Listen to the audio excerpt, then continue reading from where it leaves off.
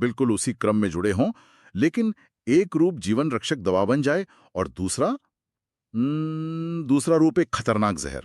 आहा, ये सुनने में किसी साइंस फिक्शन फिल्म जैसा लगता है ना? लेकिन बिल्कुल, लेकिन ये कोई फिक्शन नहीं है। ये उस त्रि-आयामी यानी 3D दुनिया की सच्चाई है जिसे हम अक्सर नजरअंदाज कर देते हैं। सही बात है। रसायन विज्ञान में एक बहुत ही आम गलतफहमी है कि अगर आपको किसी चीज का केमिकल फॉर्मूला पता है तो बस आपको उसके बारे में सब कुछ पता चल गया। हाँ, जैसे कि C2H6O फॉर्मूले को ले लीजिए। हाँ, ये एक बेहतरीन उदाहरण है। तो इसी सटीक फॉर्मूले से पीने वाला इथेनॉल भी बनता है और इसी से डाइमिथाइल ईथर भी बनता है। जो कि पूरी तरह से एक अलग गैस है। मतलब सामग्री एकदम सेम है, लेकिन नतीजे बिल्कुल बिल्कुल अलग। बिल्कुल। और इसीलिए आज की इस विस्तृत चर्चा में हम त्रिविम रसायन, जिसे स्टीरियोकेमिस्ट्री कहते हैं, उसकी गहराइयों में उतर रहे हैं। हमारा मिशन ये समझना है कि कैसे समान अणुसूत्र वाले यौगिक केवल अपने 3D आकार के कारण इतने अलग गुण दिखा सकते हैं। और ये बहुत ही आकर्षक विषय है। तो चलिए इसे थोड़ा विस्तार से समझते हैं। मान लीजिए ये लेगो ब्लॉक्स के एक सेट की तरह है। अच्छा, लेगो ब्लॉक्स। हाँ, आपके पास बॉक्स में बिल्कुल वही सटीक ब्लॉक्स हैं, लेकिन आप उनसे एक कार बनाते हैं या एक हवाई जहाज। ये पूरी तरह से इस बात पर निर्भर करता है कि आप उन्हें अंतरिक्ष में यानी स्पेस में कैसे जोड़ते हैं। मैं कहूंगी कि ये लेगो वाली एनोलॉजी इस पूरी चर्चा की एकदम सही नींव है। देखिए, जब हम संरचनात्मक समावयवता यानी स्ट्रक्चरल आइसोमेरिज्म की बात करते हैं तो वहां परमाणु सच में अलग-अलग क्रम में जुड़े होते हैं। जैसे अभी हमने इथेनॉल और ईथर के मामले में देखा। हाँ, बिल्कुल। लेकिन आज की हमारी चर्चा का मुख्य केंद्र है त्रिविम समवयवता यानी स्टीरियो आइसोमेरिज्म। यहाँ मामला आ, थोड़ा और पेचीदा हो जाता है। पेचीदा कैसे? क्योंकि यहाँ अणुसूत्र समान है और कौन सा परमाणु किससे जुड़ा है ये संरचना भी बिल्कुल समान है। अंतर सिर्फ इस बात का है कि वे परमाणु उस 3D स्पेस में किस दिशा में मुड़े या फैले हुए हैं। और ये छोटा सा 3D विन्यास मतलब अणुओं के पूरे व्यवहार को पलट कर रख देता है ना? एकदम सही। तो इस त्रिविम समावयवता को मुख्य रूप से दो हिस्सों में बांटा जाता है, विन्यासी यानी कॉन्फ़िगरेशनल और संरूपण जिसे कन्फर्मेशनल कहते हैं। और इन दोनों के बीच का जो सबसे बड़ा अंतर है ना, वो सीधे तौर पर ऊर्जा से जुड़ा है। ऊर्जा का ये अंतर बहुत दिलचस्प है। अगर मैं इसे एक आसान सा दृश्य में ढालने की कोशिश करूं, तो संरूपण या कन्फर्मेशनल समावयवता एक एक घूमने वाले दरवाजे की तरह लगती है, मतलब एक स्विंगिंग डोर। हाँ, स्विंगिंग डोर, ये एक बहुत अच्छी तुलना है। कमरे के तापमान पर हवा में जो थोड़ी बहुत ऊष्मा होती है, उसी से वह दरवाजा लगातार घूमता रहता है। अणु बिना रुके आसानी से एक रूप से दूसरे रूप में आर पार जाते रहते हैं। और इसलिए उन्हें पकड़कर अलग करना लगभग नामुमकिन सा हो जाता है। बिल्कुल। और दूसरी ओर जो विन्यासी या कॉन्फ़िगरेशनल समावयवता है, वो एक भारी लोहे का ताला लगा हुआ दरवाजा है। उसे खोलने के लिए भारी ऊर्जा की जरूरत होती है। देखिए, यहाँ सबसे दिलचस्प बात यह है कि वो भारी ऊर्जा वास्तव में 100 किलो जूल प्रति मोल से भी अधिक की रासायनिक ऊर्जा है। ओहो, 100 किलो जूल से ज्यादा? हाँ, विन्यासी समावयवियों को एक दूसरे में बदलने के लिए आपको पुराने बंधों को मतलब बॉन्ड्स को सचमुच तोड़ना पड़ता है और नए बनाने पड़ते हैं। कमरे के तापमान पर इतनी ऊर्जा मौजूद ही नहीं होती। तो मतलब वो खुद ब खुद अपने बॉन्ड नहीं तोड़ सकते? बिल्कुल नहीं। यह ऊर्जा बाधा या एनर्जी बैरियर ही वह कारण है जिससे विन्यासी समावयवी स्थायी होते हैं। और इसी वजह से हम उन्हें ठोस रूप में अलग-अलग बोतलों में सुरक्षित रख सकते हैं। क्या बात है। अब इसी विन्यासी समावयवता के भीतर जो पहला बड़ा प्रकार आता है वो है ज्यामितीय समावयवता यानी ज्योमेट्रिकल आइसोमेरिज्म। ये तब पैदा होता है जब अणुओं के भीतर घूमने की वो आज़ादी छिन जाती है, जिसे हम प्रतिबंधित घूर्णन या रिस्ट्रिक्टेड रोटेशन कहते हैं। तो ये प्रतिबंधित घूर्णन तब होता है जब दो कार्बन परमाणुओं के बीच एक डबल बॉन्ड आ जाता है ना, जैसे C डबल बॉन्ड C। एकदम सही पकड़ा आपने। क्योंकि सिंगल बॉन्ड के चारों ओर तो परमाणु आजादी से लट्टू की तरह घूम सकते हैं, लेकिन डबल बॉन्ड उन्हें एक जगह लॉक कर देता है। हाँ, वो वहीं फंस जाते हैं और यहीं से समपक्ष यानी सिस और विपक्ष यानी ट्रांस की अवधारणा जन्म लेती है। तो अगर समान समूह उस डबल बॉन्ड के एक ही तरफ हों तो वो सिस है और अगर वे विपरीत दिशा में मतलब तिरछे में हो तो वो ट्रांस है। बिल्कुल। और ये सिर्फ कागज पर चित्र बनाने का तरीका नहीं है, ये उनके पूरे भौतिक अस्तित्व को, उनकी फिजिकल प्रॉपर्टीज को बदल देता है। जैसे कि डाइपोल मोमेंट या द्विध्रुव आघूर्ण को ही ले लें। हाँ, अधिकतर ट्रांस समावयवियों का डाइपोल मोमेंट शून्य होता है। इसे एक रस्साकशी के खेल की तरह समझा जा सकता है। हम्म। समान समूह विपरीत दिशाओं में है, तो उनका जो इलेक्ट्रॉनिक खिंचाव है वो एक दूसरे को पूरी तरह से निरस्त कर देता है, यानी कैंसल आउट कर देता है। बिल्कुल। और जब खिंचाव कैंसिल हो जाता है तो अणु अध्रुवीय यानी नॉन पोलर बन जाता है। लेकिन, और ये एक बड़ा लेकिन है, विज्ञान में नियम अक्सर अपवादों के साथ आते हैं। अच्छा, इसका कोई अपवाद भी है? हाँ, 1-क्लोरोप्रोपीन का उदाहरण इसे बहुत अच्छी तरह स्पष्ट करता है। इस मामले में ट्रांस का डाइपोल मोमेंट शून्य नहीं होता। वास्तव में इसका ट्रांस रूप इसके सिस रूप से थोड़ा अधिक ध्रुवीय होता है। रुको, ट्रांस ज्यादा पोलर कैसे हो सकता है? वो तो कैंसिल हो जाना चाहिए ना? ऐसा इसलिए होता है क्योंकि विपरीत दिशाओं में जुड़े समूह अलग अलग स्वभाव के हैं। एक तरफ मिथाइल समूह है जिसकी प्रवृत्ति इलेक्ट्रॉन को धकेलने की यानी पुश करने की होती है, आहा, और दूसरी तरफ क्लोरीन है। बिल्कुल। क्लोरीन जो इलेक्ट्रॉन को अपनी ओर खींचता है यानी पुल करता है। तो वो एक दूसरे को कैंसिल करने के बजाय एक ही दिशा में एक मजबूत प्रवाह बना देते हैं। ये एक बहुत बड़ा सवाल खड़ा करता है। अगर सिर्फ इलेक्ट्रॉनों के खिंचाव में इतना बदलाव आ सकता है तो भौतिक गुणों का क्या? मतलब मेल्टिंग पॉइंट के आंकड़े तो और भी हैरान करने वाले हैं। हाँ, वो तो एकदम चौंकाने वाले हैं। मैंने देखा कि फ्यूमेरिक एसिड जो एक ट्रांस रूप है उसका गलनांक 287 डिग्री सेल्सियस है, जबकि मैलिक एसिड जो उसी का सिस रूप है उसका गलनांक सिर्फ 130 डिग्री है। भारी अंतर है ना? मतलब क्या सिर्फ एक परमाणु के ऊपर के बजाय नीचे होने से पिघलने के तापमान में 157 डिग्री का भारी अंतर आ सकता है? ऐसा क्यों होता है? इसके पीछे का विज्ञान अणुओं की वास्तुकला और उनके बीच के आकर्षण बलों में छिपा है। ट्रांस समावयवी जैसे फ्यूमेरिक एसिड आकार में अधिक सममित यानी सिमेट्रिकल और संतुलित होते हैं। अच्छा, तो वो बेहतर तरीके से पैक हो पाते हैं। एकदम सही। जब ये अणु ठोस अवस्था में एक साथ आते हैं तो वे एक दूसरे के साथ बहुत अच्छी तरह से पैक हो जाते हैं, जैसे किताबों को शेल्फ में सलीके से रखा गया हो। तो उनके बीच के वैंडर वॉल बल बहुत मजबूत हो जाते होंगे। बिल्कुल। और साथ ही ट्रांस रूप में जो हाइड्रोजन बॉन्डिंग होती है वो अणुओं के बीच यानी इंटरमॉलिक्यूलर होती है, जो एक विशाल मजबूत नेटवर्क बना देती है। इस पूरे जाल को तोड़ने के लिए बहुत अधिक ऊष्मा की आवश्यकता होती है। और इसके विपरीत सिस रूप में क्या होता है? सिस रूप यानी मैलिक एसिड में समूह एक ही तरफ होने के कारण उनकी पैकिंग बहुत बेतरतीब होती है।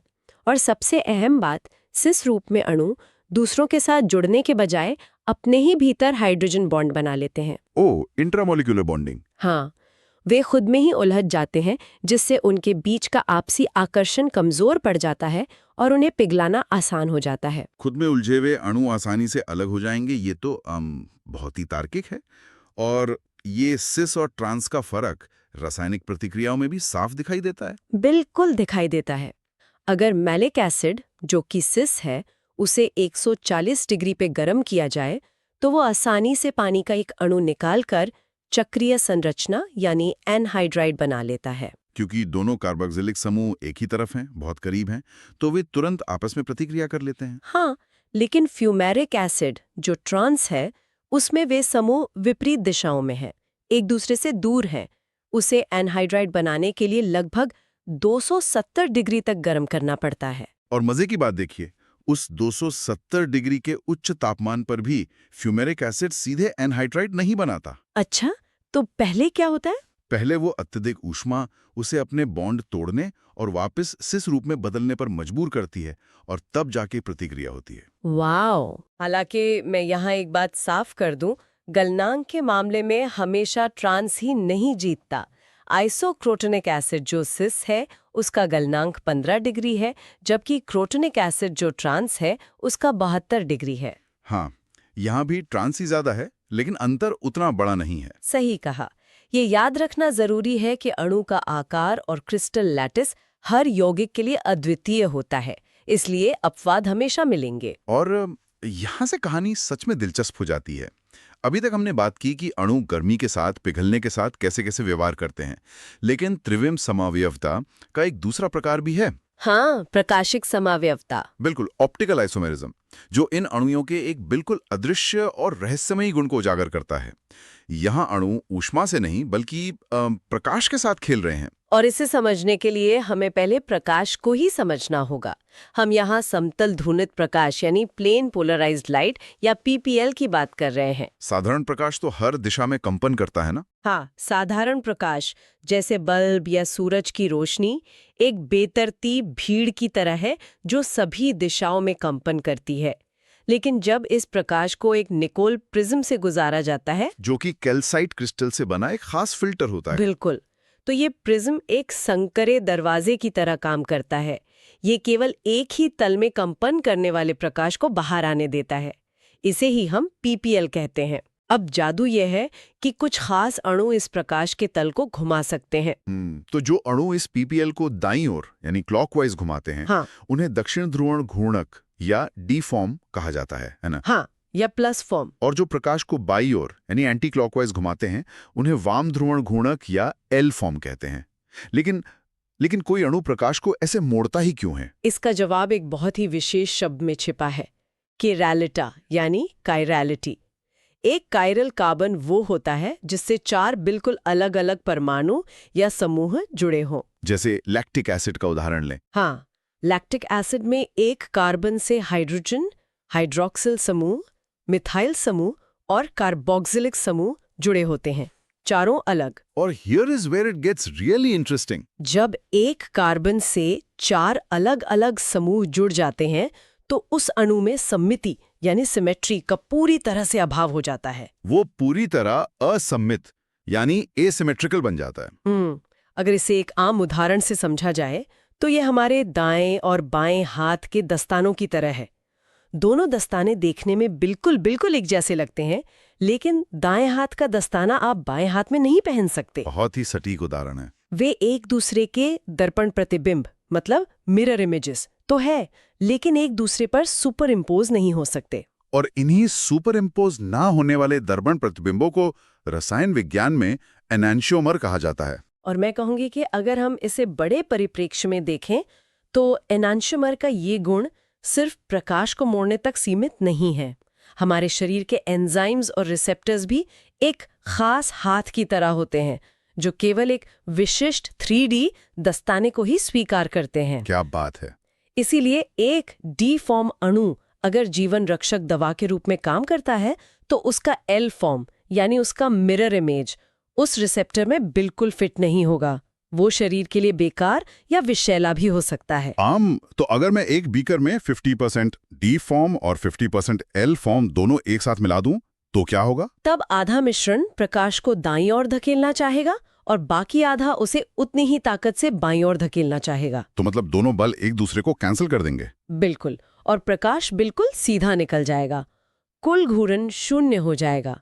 इसे रेसिमिक मिश्रण कहा जाता है जो प्रकाशिक रूप से निष्क्रिय यानी ऑप्टिकली इनएक्टिव होता है। ये तो एक कायरल सेंटर की बात हुई, लेकिन अगर एक ही अणु में 2 कायरल सेंटर हों तो कहानी और भी गहरी हो जाती है ना? हाँ, बिल्कुल।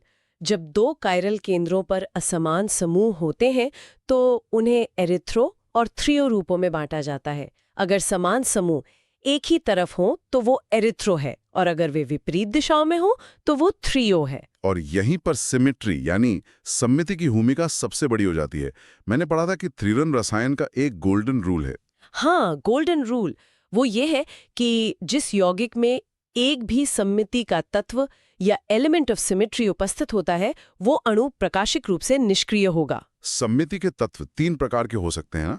सममिति तल, सममिति अक्ष या सममिति केंद्र। हाँ, प्लेन, एक्सिस या सेंटर ऑफ सिमेट्री। अगर इनमें से एक भी मौजूद है तो अणु पीपीएल को नहीं घुमा पाएगा। एक सेकंड रुकिए, ये नियम तो एक अजीब विरोधाभास पैदा कर रहा है। कैसे? तो क्या यह संभव है कि एक अणु में 2-2 कायरल सेंटर मौजूद हों लेकिन फिर भी वो प्रकाश के प्रति निष्क्रिय हो? ये बिल्कुल संभव है और यही तो मेसो रूप की सबसे बड़ी खासियत है। टार्टरिक एसिड के मेसो रूप में एक सममिति तल होता है यानी प्लेन ऑफ सिमेट्री जो अणु को ठीक बीच से 2 बराबर हिस्सों में काट देता है। अच्छा, तो वो एक दूसरे के मिरर इमेज बन जाते हैं अंदर ही अंदर। बिल्कुल। इसका ऊपरी आधा हिस्सा प्रकाश को दाईं ओर घुमाने की कोशिश करता है और निचला आधा हिस्सा प्रकाश को उतनी ही ताकत से बाईं ओर घुमाता है। इसे आंतरिक प्रतिकार या इंटरनल कॉम्पेंसेशन कहते हैं। तो अणु अपने ही भीतर के प्रभाव को खुद ही निरस्त कर देता है। इसलिए कायरल कार्बन होने के बावजूद समग्र अणु पीपीएल को नहीं घुमा पाता। ये तो सच में हैरान करने वाला है ना? मतलब कायरल कार्बन का होना ही सब कुछ नहीं है। तो क्या इसका उल्टा भी सच हो सकता है? क्या बिना कायरल सेंटर वाला कोई अणु पीपीएल को घुमा सकता है? देखिए, विज्ञान का यही तो मजा है। हाँ, बिना कायरल सेंटर वाले अणु भी प्रकाशिक रूप से सक्रिय हो सकते हैं। एलीन्स और बाइफिनाइल्स इसके बेहतरीन उदाहरण हैं। उनमें कोई कायरल कार्बन नहीं होता? कोई कायरल कार्बन नहीं होता, लेकिन उनकी विशिष्ट 3D संरचना ऐसी होती है कि उनमें कोई सममिति तल या केंद्र नहीं बन पाता। वे लगातार असममित रहते हैं। इसका मतलब है कि प्रकाश को मोड़ने का असली बॉस कायरल कार्बन नहीं, बल्कि सममिति का अभाव है। बिल्कुल। कायरल कार्बन तो केवल अणु को असममित बनाने का एक तरीका भर है। वैसे किसी यौगिक के कितने प्रकाशिक समावयवी हो सकते हैं, ये जानने का एक सीधा गणितीय फॉर्मूला है।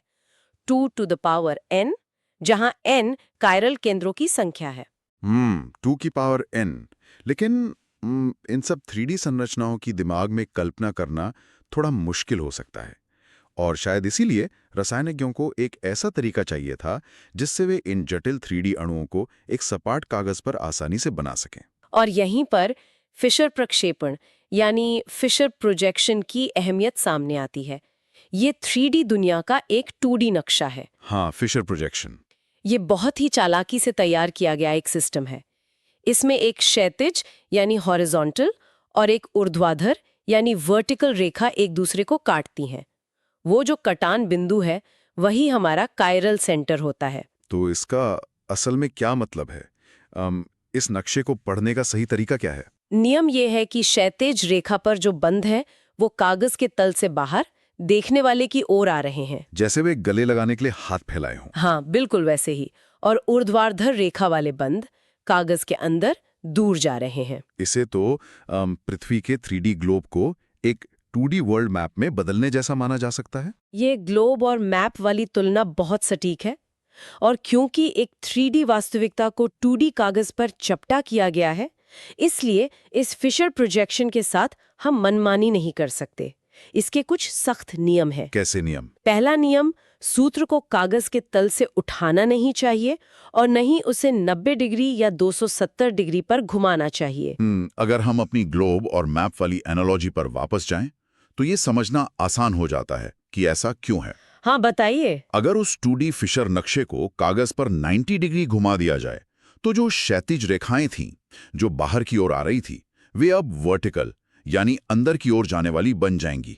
इसका मतलब है कि अणु को वस्तुतः अंदर से बाहर की ओर खींच लिया गया है। पहाड़ अचानक घाटियां बन गए हैं और घाटियां पहाड़। हाँ, बिल्कुल। और 3D स्पेस में ऐसा करना भौतिक रूप से असंभव है, बिना बॉन्ड्स को तोड़े। ऐसा करने से अणु की पूरी 3D वास्तविकता पलट जाती है और वो अपना ही दर्पण प्रतिबिंब बन जाता है। मतलब वो एनेंटियोमर बन जाता है। एकदम सही। हालांकि 180 डिग्री पर घुमाना पूरी तरह मान्य है, क्योंकि 180 पर घुमाने से जो बाहर आ रहा है वो बाहर ही रहेगा। हाँ, क्षैतिज रेखाएं क्षैतिज ही रहती हैं और वर्टिकल रेखाएं वर्टिकल। इसके अलावा एक और बहुत महत्वपूर्ण नियम है। कायरल कार्बन पर अगर किन्हीं दो समूहों को 2 बार आपस में बदला जाए, यानी डबल एक्सचेंज किया जाए, तो अणु का विन्यास नहीं बदलता है। अच्छा, मतलब पहली बार बदलने से उसका प्रतिबिंब बनता है और दूसरी बार बदलने से वो वापस अपनी मूल अवस्था में लौट आता है। बिल्कुल।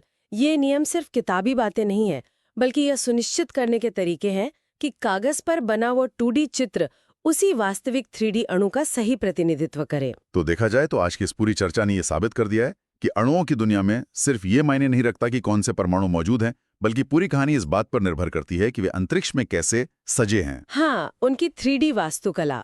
उनकी वो 3D वास्तुकला हर चीज तय करती है, उनके पिघलने के तापमान से लेकर उनके भौतिक बंधनों और प्रकाश के साथ उनके खेलने के तरीके तक। मैं तो यही कहूंगी कि सममिति, ऊर्जा बाधाएं, प्रतिबंधित घूर्णन और 3D विन्यास, ये सभी प्रकृति के वे सूक्ष्म उपकरण हैं जिनसे वह एक ही सामग्री से अनगिनत अलग-अलग पदार्थों को पहचान देती है। ये रसायन विज्ञान की सबसे सुंदर पहेलियों में से एक है। बिल्कुल। और इस गहन चर्चा को समाप्त करते हुए सुनने वालों के लिए एक अंतिम विचार पर गौर करना चाहिए। हमने देखा कि सिस ट्रांस या डी और एल विन्यास में एक छोटे से बदलाव से अणुओं के भौतिक गुण पूरी तरह से बदल जाते हैं। जैसे 157 डिग्री का गलनांक बदल गया। हाँ, जो कि बहुत बड़ा बदलाव है। अब अगर हम इसे मानव शरीर के परिप्रेक्ष्य में सोचें, हमारा शरीर अत्यधिक विशिष्ट 3D संरचनाओं जैसे एंजाइम्स, प्रोटीन, डीएनए और रिसेप्टर्स का एक बहुत ही जटिल जाल है। यदि एक छोटे से 3D बदलाव से किसी रसायन का भौतिक गुण इतना बदल सकता है, तो जब ये अणु शरीर में जाएंगे? बिल्कुल। तो जब ये सूक्ष्म 3D दाएं हाथ या बाएं हाथ वाले अणु हमारे शरीर के भीतर प्रवेश करते हैं, तो वे हमारे जीव विज्ञान को कितनी गहराई से प्रभावित करते होंगे। जैसा कि हमने पहले दस्ताने और हाथ के बारे में सोचा था, क्या ऐसा हो सकता है किसी अणु का एक 3D रूप हमारे मस्तिष्क के दर्द को खत्म करने वाली जीवन रक्षक दवा हो और उसी का ठीक उल्टा रूप हमारे शरीर के लिए खतरनाक विष बन जाए? ये सोचने पे मजबूर कर देने वाला सवाल है ना? ये इस ब्रह्मांड की त्रिआयामी पहेली का एक ऐसा पहलू है जिस पर विचार करना वाकई रोमांचक है। जब भी किसी चीज का केमिकल फॉर्मूला देखा जाए तो बस यही याद रखना चाहिए कि असली कहानी तो उसके उस अदृश्य 3D आकार में छिपी है।